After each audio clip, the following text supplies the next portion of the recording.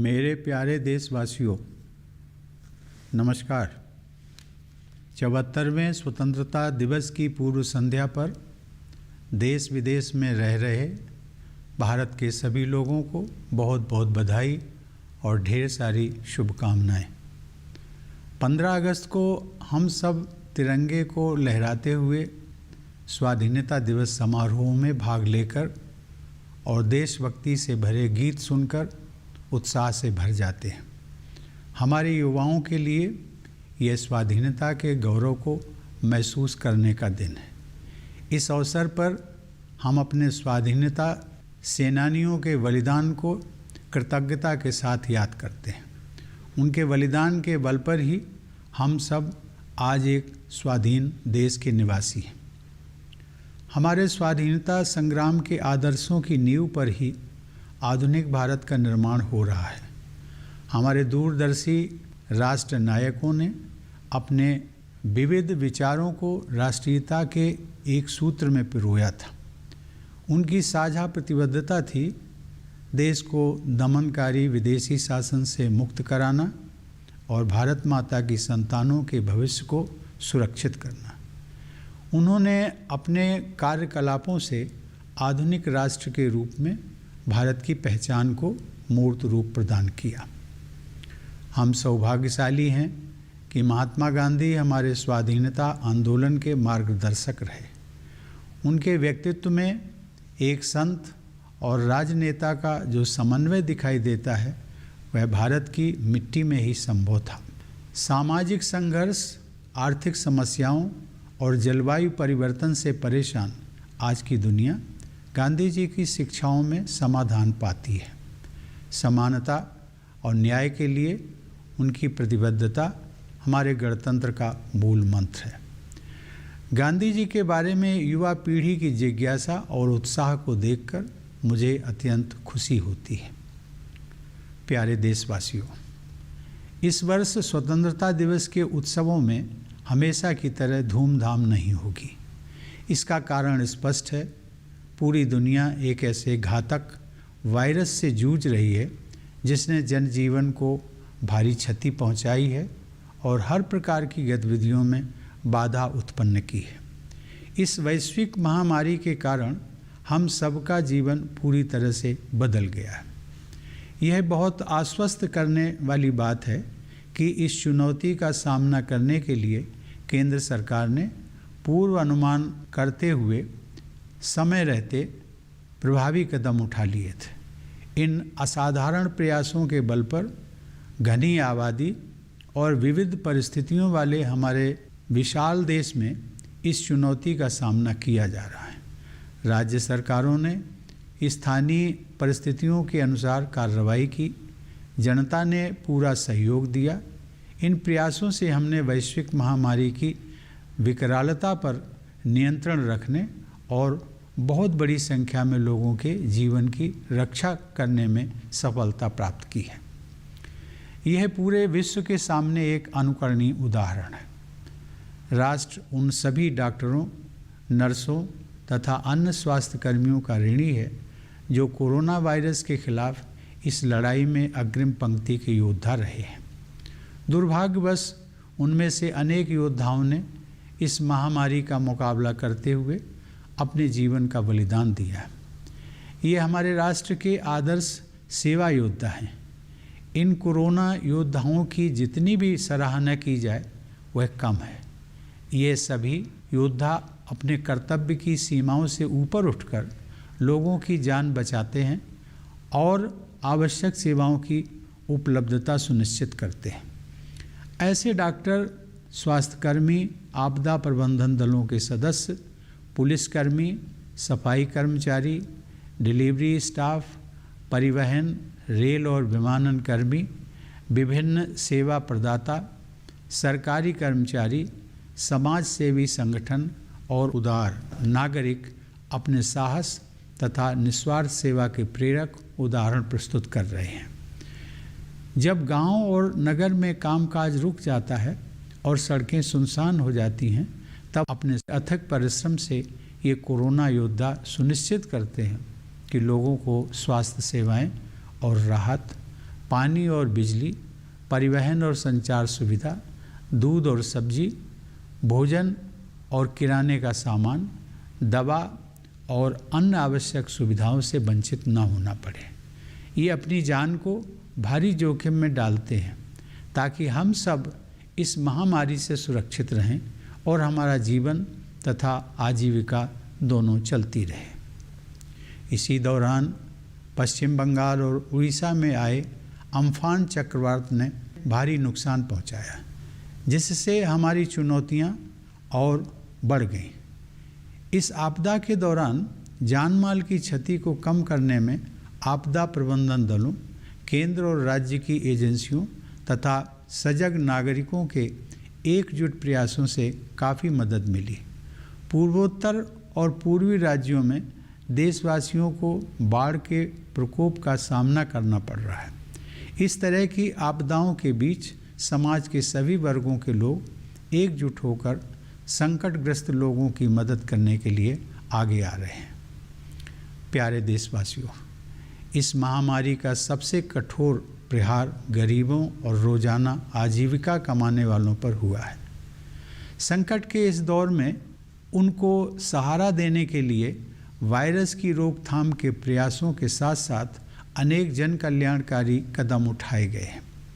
प्रधानमंत्री गरीब कल्याण योजना की शुरुआत करके सरकार ने करोड़ों लोगों को आजीविका दी है, ताकि महामारी के कारण नौकरी गंवाने, एक जगह से दूसरी जगह जाने तथा जीवन के अस्त व्यस्त होने के कष्ट को कम किया जा सके। लोगों की मदद के लिए सरकार अनेक कदम उठा रही है। इन प्रयासों में कॉरपोरेट सेक्टर, सिविल सोसाइटी और नागरिकों का भरपूर सहयोग मिल रहा है। किसी भी परिवार को भूखा न रहना पड़े, इसके लिए ज़रूरतमंद लोगों को मुफ्त अनाज दिया जा रहा है। मुफ्त अनाज उपलब्ध कराने के दुनिया के सबसे बड़े इस अभियान को नवंबर 2020 तक बढ़ा दिया गया। इस अभियान से हर महीने लगभग 80 करोड़ लोगों को राशन मिलना सुनिश्चित किया गया है।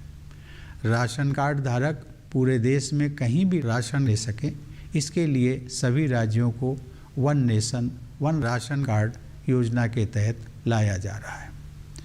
दुनिया में कहीं पर भी मुसीबत में फंसे हमारे लोगों की मदद करने के लिए प्रतिबद्ध सरकार द्वारा वंदे भारत मिशन के तहत 10 लाख से अधिक भारतीयों को स्वदेश वापस लाया गया है। भारतीय रेल द्वारा इस चुनौतीपूर्ण समय में ट्रेन सेवाएं चलाकर वस्तुओं तथा लोगों के आवागमन को संभव किया गया है। अपने सामर्थ्य में विश्वास के बल पर हमने कोविड-19 के खिलाफ लड़ाई में अन्य देशों की ओर भी मदद का हाथ बढ़ाया है।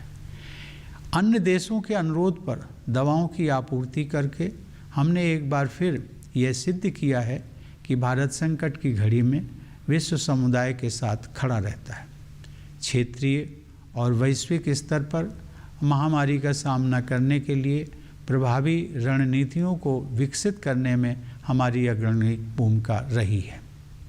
संयुक्त राष्ट्र सुरक्षा परिषद की अस्थायी सदस्यता के लिए हाल ही में संपन्न चुनाव में मिला भारी समर्थन भारत के प्रति व्यापक अंतर्राष्ट्रीय सद्भावना का प्रमाण है। भारत की यह परंपरा रही है कि हम केवल अपने लिए नहीं जीते हैं, बल्कि पूरे विश्व के कल्याण की भावना के साथ कार्य करते हैं। भारत की आत्मनिर्भरता का अर्थ स्वयं सक्षम होना है, दुनिया से अलगाव या दूरी बनाना नहीं। इसका अर्थ यह भी है कि भारत वैश्विक बाजार व्यवस्था में शामिल भी रहेगा और अपनी विशेष पहचान भी कायम रखेगा। प्यारे देशवासियों, आज विश्व समुदाय वसुधैव कुटुंबकम अर्थात समस्त विश्व एक ही परिवार है कि उस मान्यता को स्वीकार कर रहा है जिसका उद्घोष हमारी परंपरा में बहुत पहले ही कर दिया गया था। लेकिन आज जब विश्व समुदाय के समक्ष आई सबसे बड़ी चुनौती से एकजुट होकर संघर्ष करने की आवश्यकता है, तब हमारे पड़ोसी ने अपनी विस्तारवादी गतिविधियों को चालाकी से अंजाम देने का दुस्साहस किया।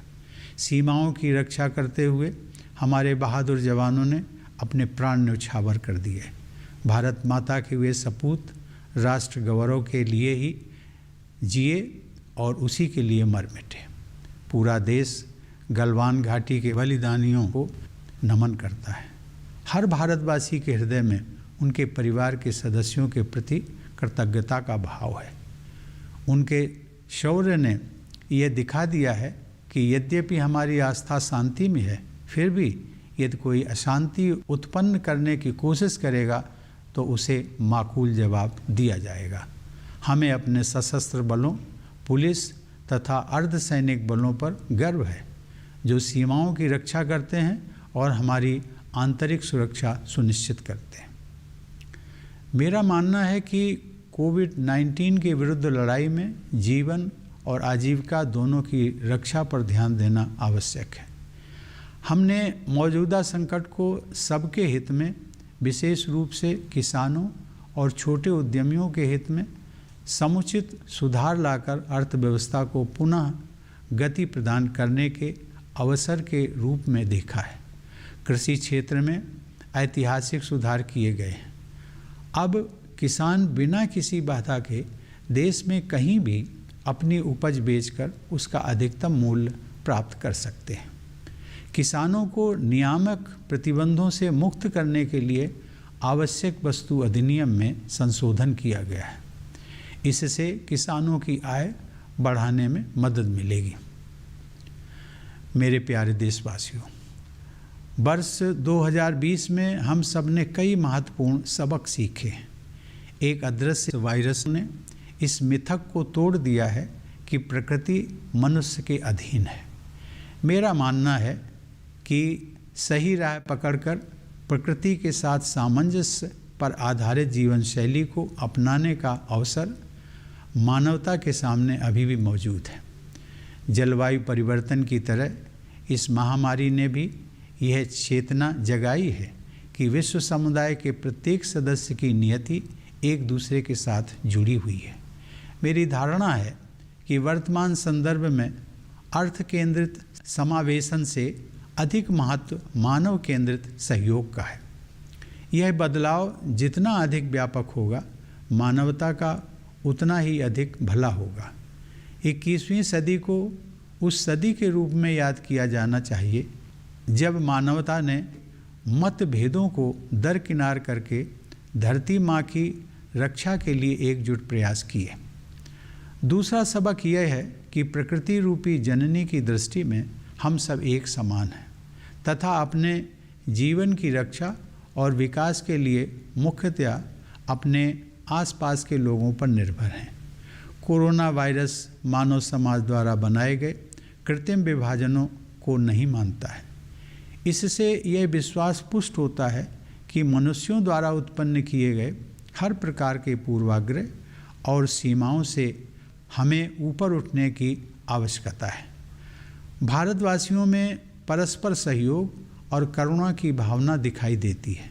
हमें अपने आचरण में इस सद्गुण को और अधिक समाविष्ट करना चाहिए, तभी हम सबके लिए बेहतर भविष्य का निर्माण कर सकते हैं। तीसरा सबक स्वास्थ्य सेवा को और मजबूत करने से जुड़ा है।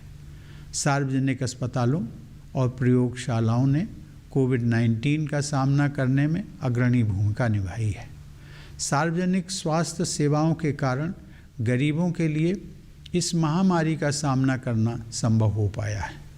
इसलिए इन सार्वजनिक स्वास्थ्य सुविधाओं को और अधिक विस्तृत व सुदृढ़ बनाना होगा। चौथा सबक विज्ञान और प्रौद्योगिकी से संबंधित है।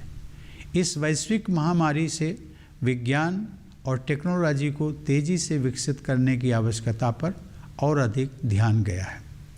लॉकडाउन और उसके बाद क्रमशः अनलॉक की प्रक्रिया के दौरान शासन, शिक्षा, व्यवसाय, कार्यालय के कामकाज और सामाजिक संपर्क के प्रभावी माध्यम के रूप में सूचना और संचार प्रौद्योगिकी को अपनाया गया है।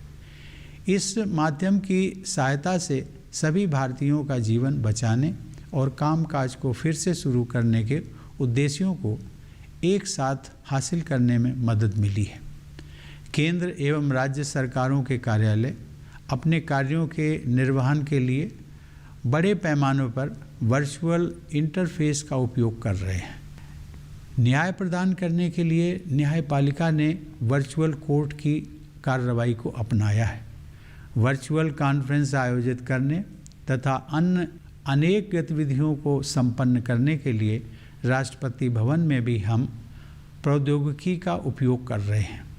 आईटी और संचार उपकरणों की सहायता से डिस्टेंस एजुकेशन तथा ई लर्निंग को बढ़ावा मिला है। कई क्षेत्रों में अब घर से काम करने का ही प्रचलन हो गया है। प्रौद्योगिकी की सहायता से सरकारी और निजी क्षेत्रों के अनेक प्रतिष्ठानों द्वारा सामान्य स्तर से कहीं अधिक कामकाज करके अर्थव्यवस्था को गति प्रदान की गई है। इस प्रकार हमने यह सबक सीखा है कि प्रकृति से सामंजस्य रखते हुए विज्ञान और प्रौद्योगिकी को अपनाने से हमारे अस्तित्व और विकास की निरंतरता को बनाए रखने में सहायता मिलेगी। ये सभी सबक पूरी मानवता के लिए उपयोगी सिद्ध होंगे। आज की युवा पीढ़ी ने इन्हें भली भांति आत्मसात किया है और मुझे विश्वास है कि इन युवाओं के हाथों में भारत का भविष्य सुरक्षित है। यह दौर हम सभी के लिए कठिन है। हमारे युवाओं की कठिनाई तो और भी गंभीर दिखाई देती है। शिक्षण संस्थानों के बंद होने से हमारे बेटे बेटियों में चिंता पैदा हुई होगी और फिलहाल वे अपने सपनों और आकांक्षाओं को लेकर चिंतित होंगे। मैं उन्हें ये बताना चाहूँगा कि इस संकट पर हम विजय हासिल करेंगे और इसलिए अपने सपनों को पूरा करने के प्रयासों में आप सभी युवाओं को निरंतर जुटे रहना चाहिए। इतिहास में ऐसे प्रेरक उदाहरण उपलब्ध हैं जहां बड़े संकटों एवं चुनौतियों के बाद सामाजिक, आर्थिक और राष्ट्रीय पुनर्निर्माण का कार्य नई ऊर्जा के साथ किया गया। मुझे विश्वास है कि हमारे देश और युवाओं का भविष्य उज्जवल है। हमारे बच्चों और युवाओं को भविष्य की ज़रूरतों के अनुसार शिक्षा प्रदान करने की दृष्टि से केंद्र सरकार ने हाल ही में राष्ट्रीय शिक्षा नीति लागू करने का निर्णय लिया है। मुझे विश्वास है कि इस नीति से गुणवत्ता से युक्त एक नई शिक्षा व्यवस्था विकसित होगी जो भविष्य में आने वाली चुनौतियों को अवसर में बदलकर नए भारत का मार्ग प्रशस्त करेगी। हमारे युवाओं को अपनी रुचि और प्रतिभा के अनुसार अपने विषयों को चुनने की आज़ादी होगी। उन्हें अपनी क्षमताओं को विकसित करने का अवसर मिलेगा। हमारी भावी पीढ़ी इन योग्यताओं के बल पर न केवल रोजगार पाने में समर्थ होगी बल्कि दूसरों के लिए भी रोजगार के अवसर उत्पन्न करेगी। राष्ट्रीय शिक्षा नीति एक दूरदर्शी और दूरगामी नीति है। इससे शिक्षा में इंक्लूजन, इनोवेशन और इंस्टीट्यूशन की संस्कृति को मजबूती मिलेगी। नई शिक्षा नीति के तहत मातृभाषा में अध्ययन को महत्व दिया गया है, जिससे बाल मन सहजता से पुष्पित पल्लवित हो सकेगा।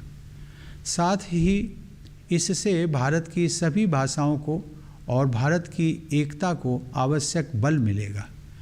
किसी भी राष्ट्र को सशक्त बनाने के लिए उसके युवाओं का सशक्तिकरण आवश्यक होता है और राष्ट्रीय शिक्षा नीति इस दिशा में एक बड़ा कदम है। प्यारे देशवासियों, केवल 10 दिन पहले अयोध्या में श्री राम जन्मभूमि पर मंदिर निर्माण का शुभारंभ हुआ है और देशवासियों को गौरव की अनुभूति हुई है। देशवासियों ने लंबे समय तक धैर्य और संयम का परिचय दिया और देश की न्याय व्यवस्था में सदैव आस्था बनाए रखी। श्री राम जन्मभूमि से संबंधित न्यायिक प्रकरण को भी समुचित न्याय प्रक्रिया के अंतर्गत सुलझाया गया। सभी पक्षों और देशवासियों ने उच्चतम न्यायालय के निर्णय को पूरे सम्मान के साथ स्वीकार किया और शांति, अहिंसा, प्रेम एवं सौहार्द के अपने जीवन मूल्यों को विश्व के समक्ष पुनः प्रस्तुत किया। इसके लिए मैं सभी देशवासियों को बधाई देता हूँ। मेरे प्यारे देशवासियों, जब भारत ने स्वाधीनता हासिल की तो कुछ लोगों ने ये आशंका जताई थी कि लोकतंत्र का हमारा प्रयोग सफल नहीं होगा। वे हमारी प्राचीन परंपराओं और बहुआयामी विविधता को हमारी राज्य व्यवस्था के लोकतंत्रीकरण के मार्ग में बाधा समझते थे। लेकिन हमने अपनी परंपराओं और विविधता को सदैव अपनी ताकत समझकर उनका संवर्धन किया है और इसीलिए दुनिया का यह सबसे बड़ा लोकतंत्र इतना जीवंत है। मानवता की भलाई के लिए भारत को अग्रणी भूमिका निभाते रहना है। आप सभी देशवासी इस वैश्विक महामारी का सामना करने में जिस समझदारी और धैर्य का परिचय दे रहे हैं, उसकी सराहना पूरे विश्व में हो रही है। मुझे विश्वास है कि आप सब इसी प्रकार सतर्कता और जिम्मेदारी बनाए रखेंगे। हमारे पास विश्व समुदाय को देने के लिए बहुत कुछ है, विशेषकर बौद्धिक, आध्यात्मिक और विश्व शांति के क्षेत्र में। इसी लोक मंगल की भावना के साथ मैं प्रार्थना करता हूँ कि समस्त विश्व का कल्याण हो। सर्वे भवन्तु सुखिनः, सर्वे सन्तु निरामयाः, सर्वे भद्राणि पश्यन्तु मा कश्चित् दुख भाग भवेत्। अर्थात सभी सुखी रहें, सभी रोग मुक्त रहें, सब लोग अच्छाइयों पर ध्यान दें और किसी को भी दुख न भोगना पड़े। संपूर्ण विश्व के कल्याण का यह संदेश मानवता के लिए भारत का एक अनूठा उपहार है। एक बार फिर आप सबको 74वें स्वाधीनता दिवस की बधाई देते हुए आप सभी के अच्छे स्वास्थ्य एवं सुंदर भविष्य की कामना करता हूँ। धन्यवाद। जय Hind.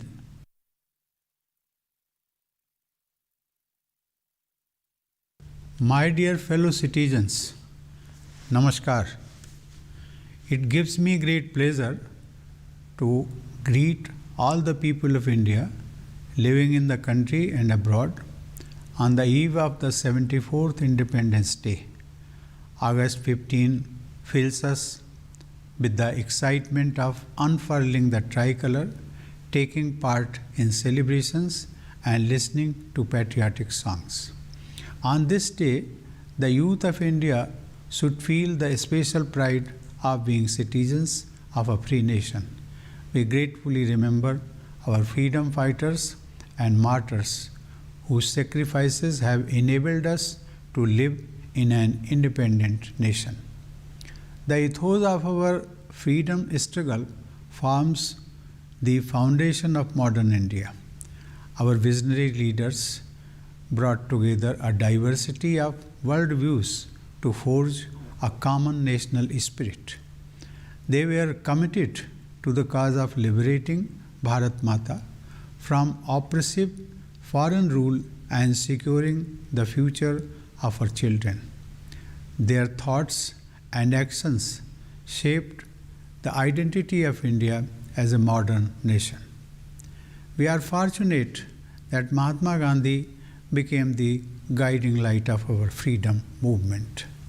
As much a saint as a political leader, he was a phenomenon that could have happened only in India. Troubled by social strife, economic problems, and climate change, the world seeks relief in Gandhiji's teachings. His quest for equality and justice is the mantra for our republic. I am glad to see the younger generations rediscover Gandhiji. Dear fellow citizens, the celebrations of Independence Day this year will be rather restrained. The reason is obvious.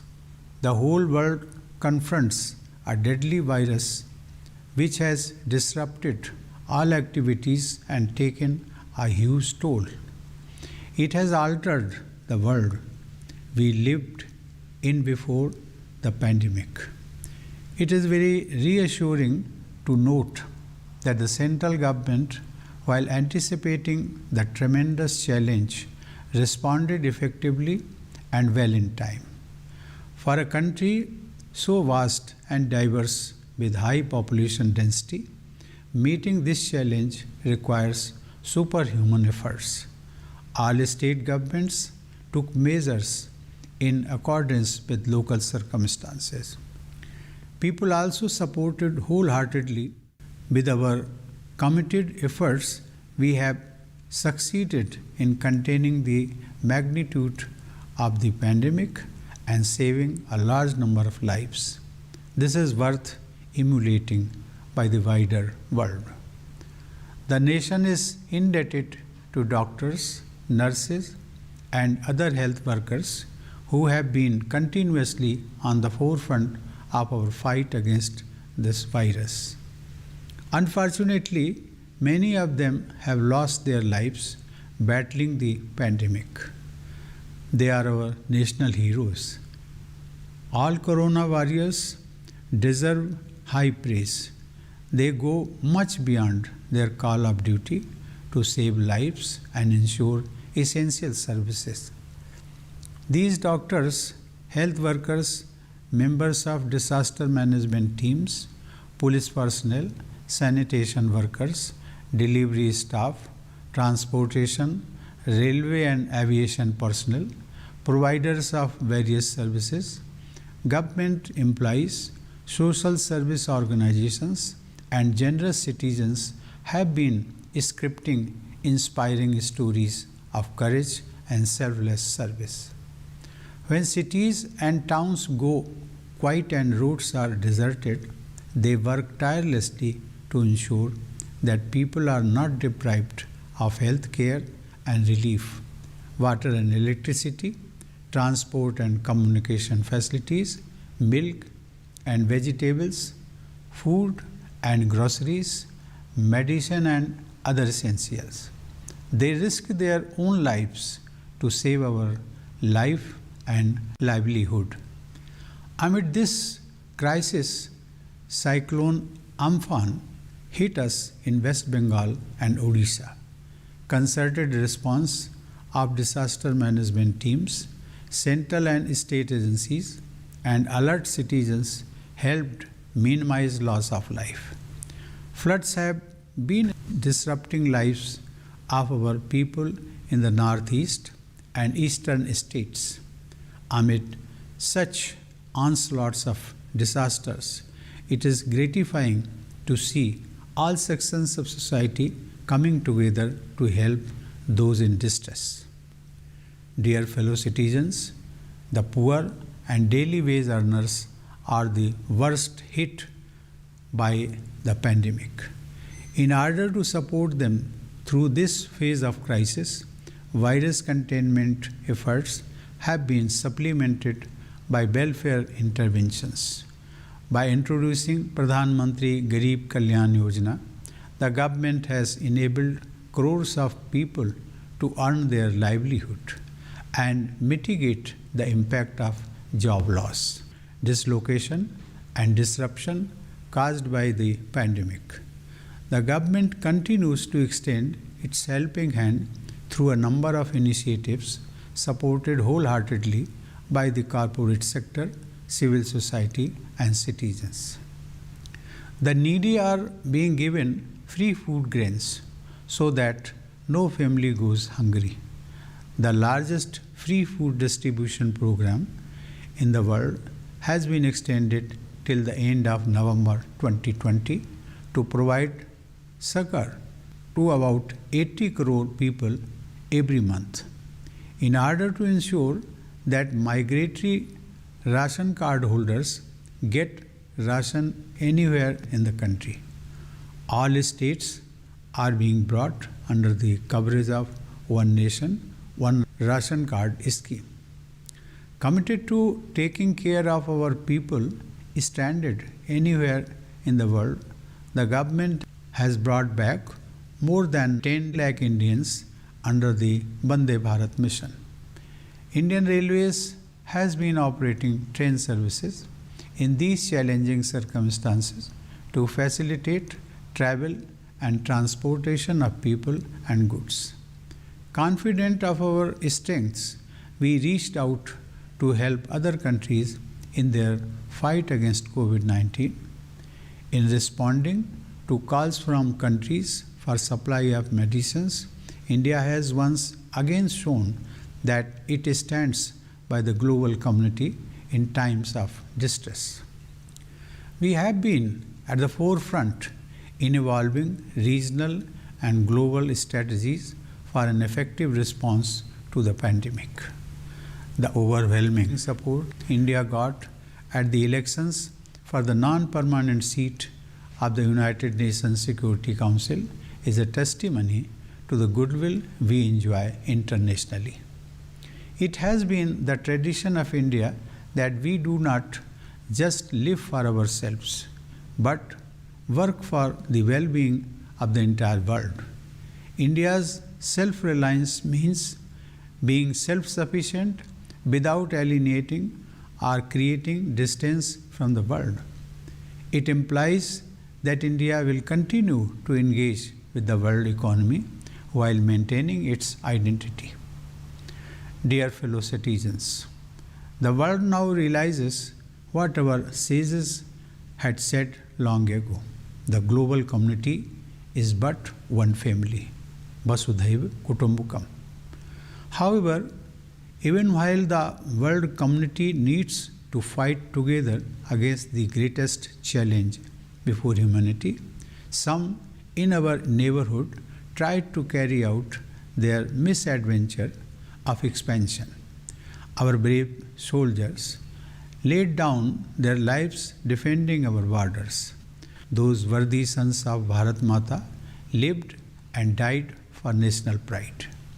The entire nation salutes the martyrs of Galwan Valley.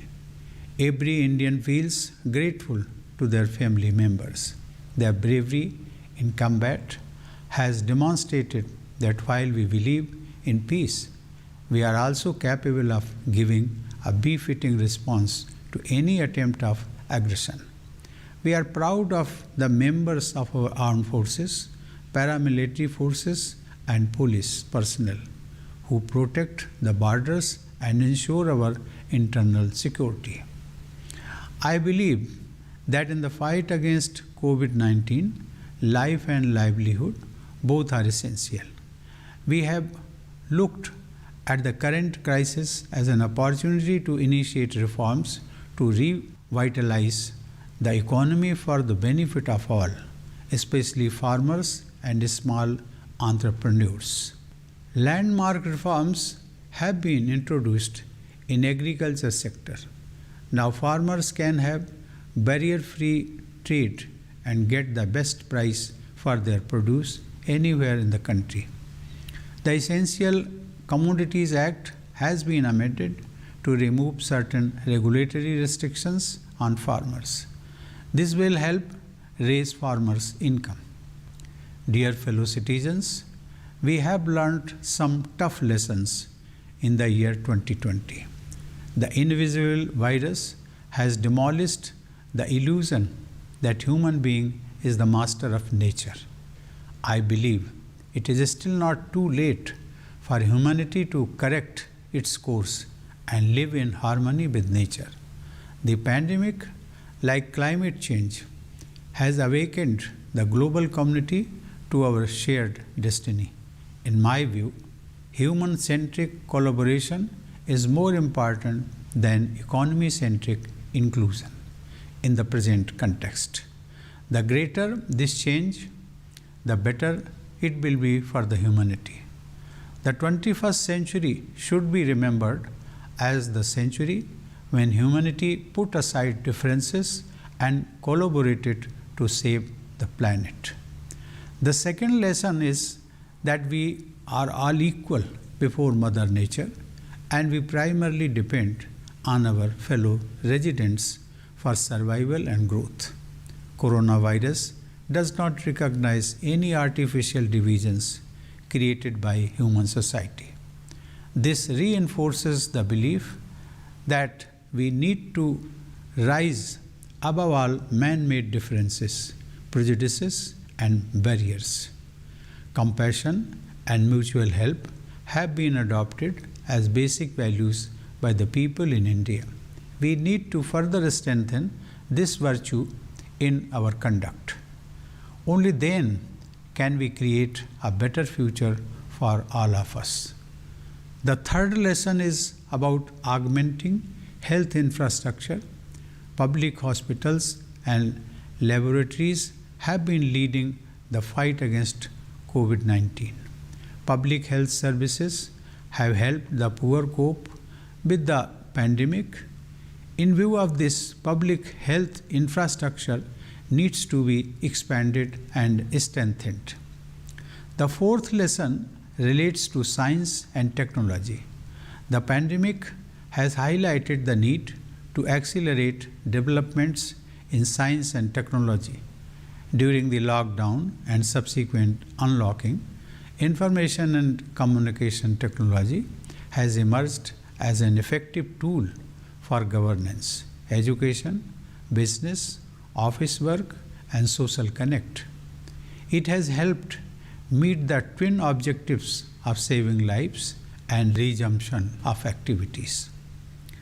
Offices of the Government of India and of the state governments have been extensively using virtual interface to discharge their functions.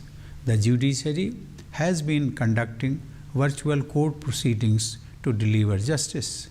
In Rashtrapati Bhavan also, we have used technology to conduct virtual conferences and carry out many activities. IT and communication tools have promoted e-learning and distance education. Work from home has become the norm in many sectors.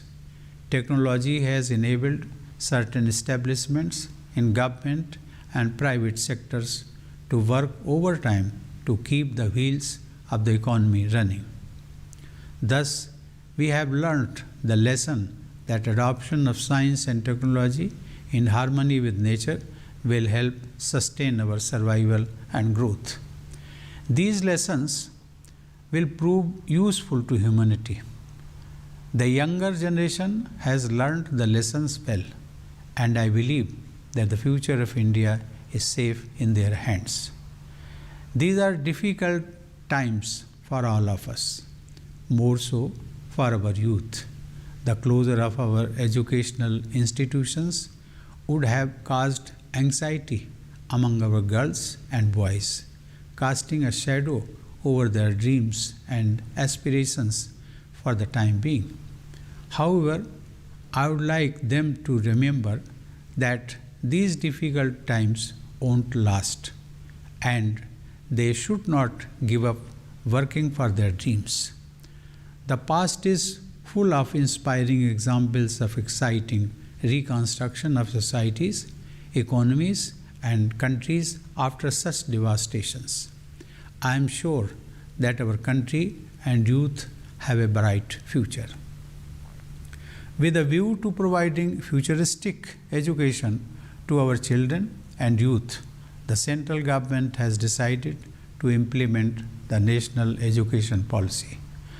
I am confident that with the implementation of this policy, a new quality education system will be developed, and this will transform the future challenges into opportunities, paving the way for a new India. Our youth will be able to freely choose their subjects according to their interests and talents. They would have an opportunity to realize their potential. Our future generations will not only be able to get employment on the strength of such abilities, but will also create employment opportunities for others.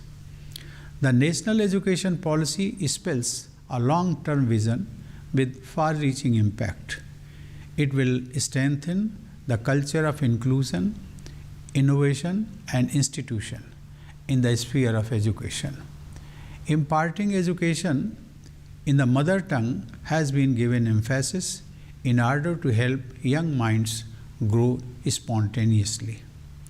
This will strengthen Indian languages as well as the unity of the country. Youth empowerment is essential for building a strong nation. The National Education Policy is a right step in this direction. My dear fellow citizens, Only 10 days ago, construction of the temple at Sri Ram Janmabhoomi began in Ayodhya. It was indeed a moment of pride for all. People of the country maintained restraint and patience for a long time and reposed unflinching trust in the judicial system. The issue of Ram Janmabhoomi was resolved through judicial process.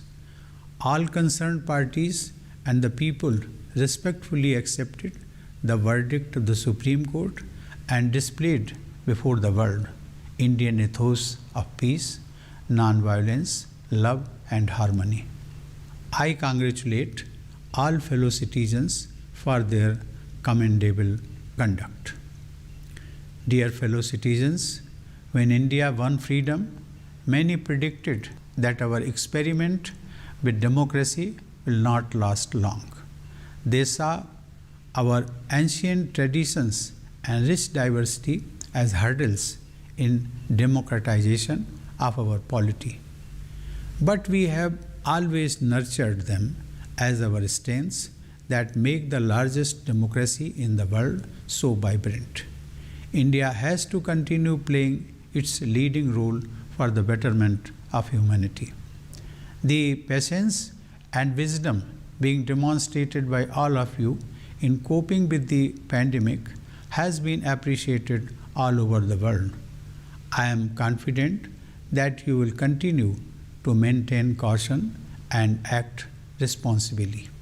We have a lot to offer to the global community, especially for intellectual and spiritual enrichment and promotion of world peace. With this spirit, I offer a prayer for the well-being of one and all. Sarve bhavantu sukhina, sarve santu niramaya, sarve bhadrani pasyantu, ma kasyit dukbhag bhavet. It means, may all be happy, may all be free from illness, may all see what is auspicious, may no one come to grief. The message of this prayer for universal well-being is India's unique gift to humanity. I once again congratulate you on the eve of 74th Independence Day. I wish you good health and a bright future. Thank you. Jai Hind.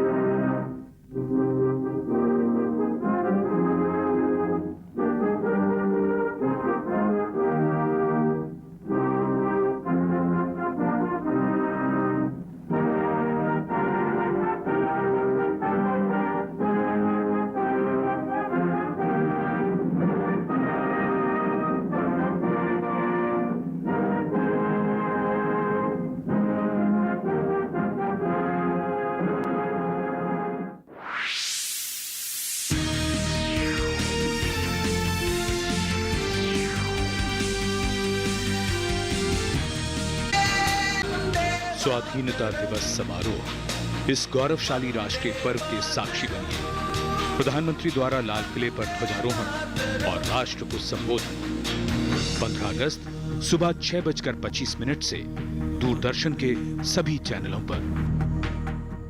आप भाभी के साथ जाइए